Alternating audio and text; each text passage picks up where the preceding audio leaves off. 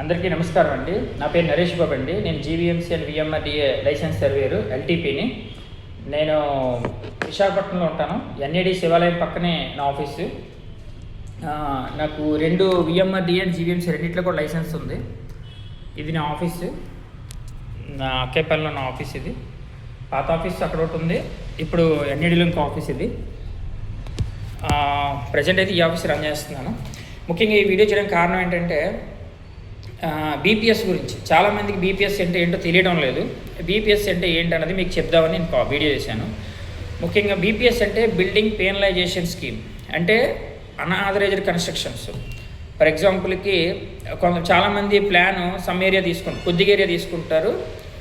Site మొత్తంలోనూ centre పార్ట్లో ఒకటే set back పోను, మిగతా ఏరియాకే అప్రూవల్ వస్తుంది. కానీ చాలామంది ఏం చేస్తారంటే ఆ సెట్ బ్యాక్ ఏరియాలో కూడా కట్టేస్తారు, కన్స్ట్రక్షన్ చేసేస్తారు. అది వైలేషన్ ఏరియా అవుతుంది. ఇంకొంతమంది ఏం చేస్తారంటే పైన ప్లాన్ అప్రూవల్ లేకుండా కూడా ఇంకో ఫ్లోర్ వేసేస్తారు పైన. అలా 1, 2 కూడా అవకాశం పెట్టి వేసేస్తారు.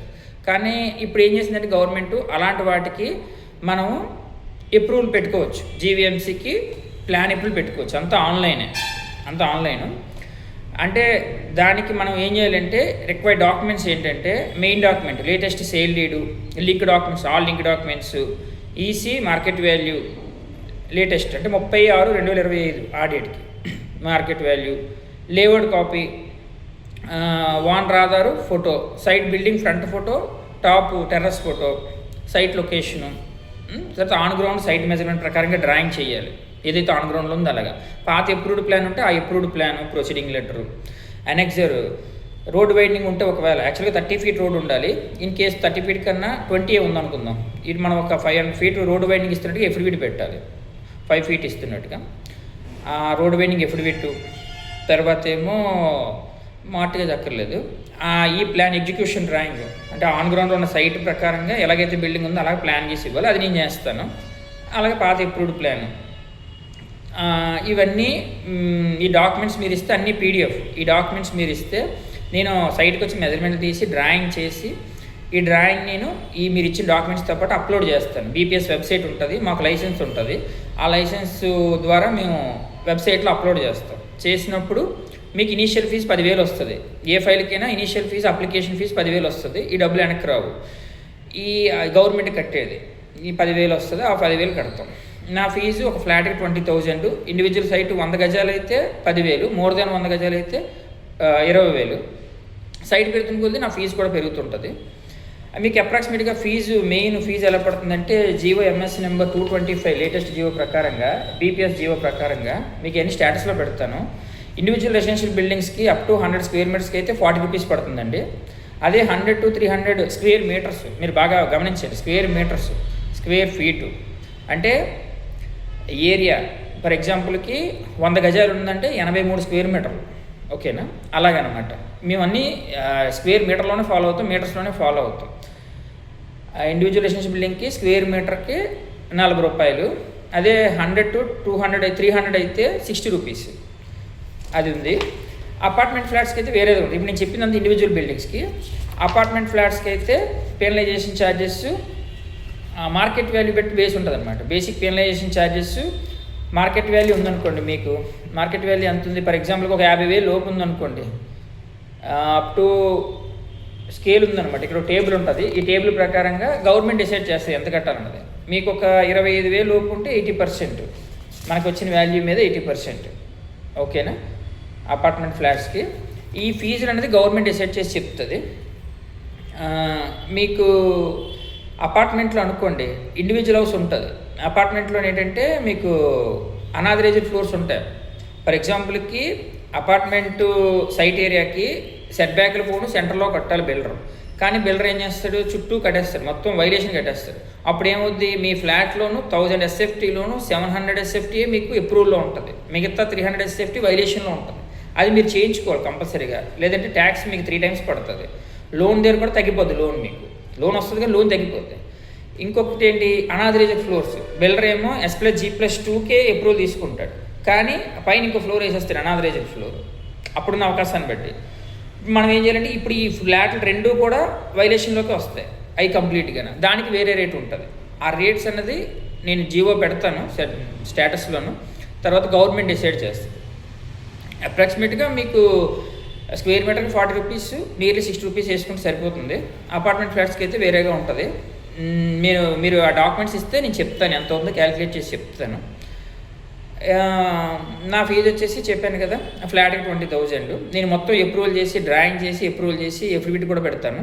దానికి రోడ్ వైండింగ్ ఎఫిడవిట్ అవసరమైతే పెట్టాలి, ఇమ్యూనిటీ బాండ్ ఒకటి ఉంటుంది పెట్టాలి, స్ట్రక్చరల్ స్టెబిలిటీ సర్టిఫికేట్ పెట్టాలి.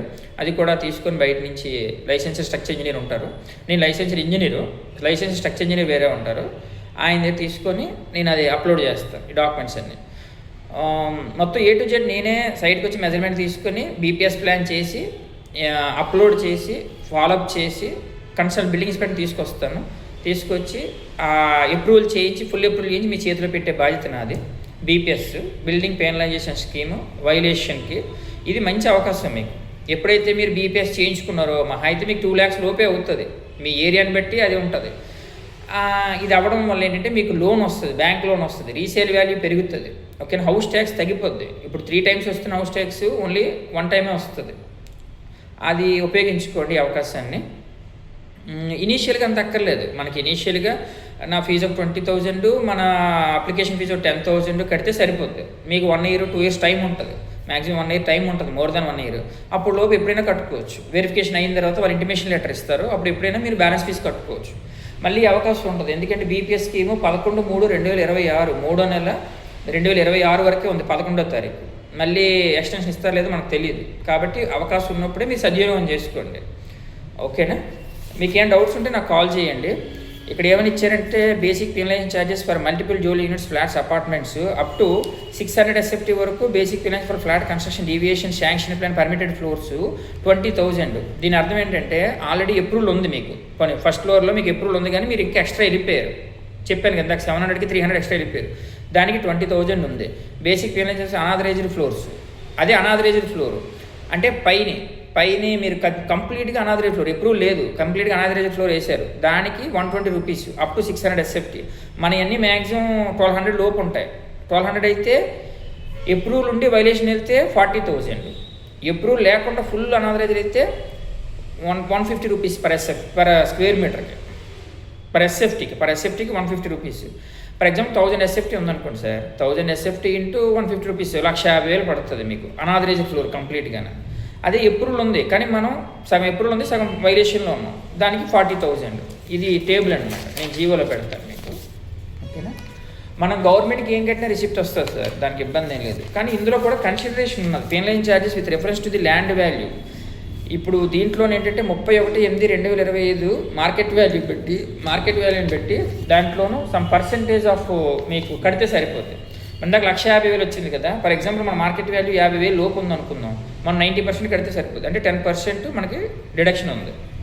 నెక్స్ట్ ఇంకేంటి, 1997 ముందు కానీ మీకు హౌస్ ట్యాక్స్ ఉంటే, పాత హౌస్ ట్యాక్స్ ఎవరి పేరు మీద ఉన్నా పర్లేదు, దానివల్ల 50% మీరు కట్టాల్సిన పెనలైజేషన్ ఛార్జెస్లోనూ 50% మీకు కడితే చాలు, 100% అక్కర్లేదు. అది మీకు ప్లస్ పాయింట్.